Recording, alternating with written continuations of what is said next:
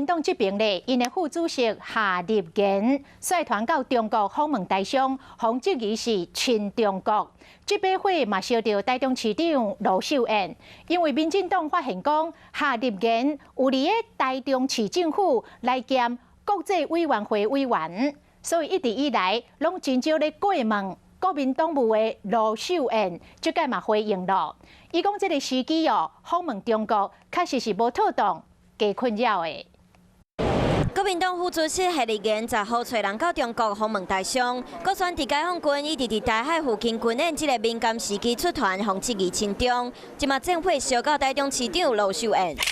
市议员发现台中市政府国际事务委员会委员当中有夏立言，爱罗秀燕解说。是因为他是我们国家很优秀的外交官，担任多国的驻外大使，也担任过外交部次长，借重他丰富的国际经验。罗秀燕讲，因为夏立言外交的专长帮助台中市徛伫国际舞台，嘛讲夏立言这个时阵去中国无妥当，时机不宜。徒增困扰。针对林亚攻击那样嘛，找到民进党台中市参选人蔡其昌伫2013年开的微博小号，佮有当时接受中国媒体的采访内容质疑伊亲中。百万、千万的人去过中国啊，其他人不会被说亲中啊，你会被说亲中，是因为当对岸都已经飞弹打到家门口了，你还要跑过去，政府也劝阻你了，这个时候容易被分化、被统战。即摆已经找袂到蔡其昌的微博小号，蔡其昌讲，迄是因为伊定定伫微博抛台湾民主相关的文章，所以小号才会互官方抬掉。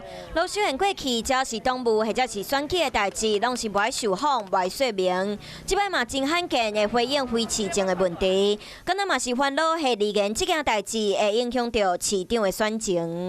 嗨，我是庄宇杰。想要看到更多的新闻内容吗？赶快订阅华视新闻的 YouTube 频道，并且开启小铃铛，跟着宇杰一起看新闻吧。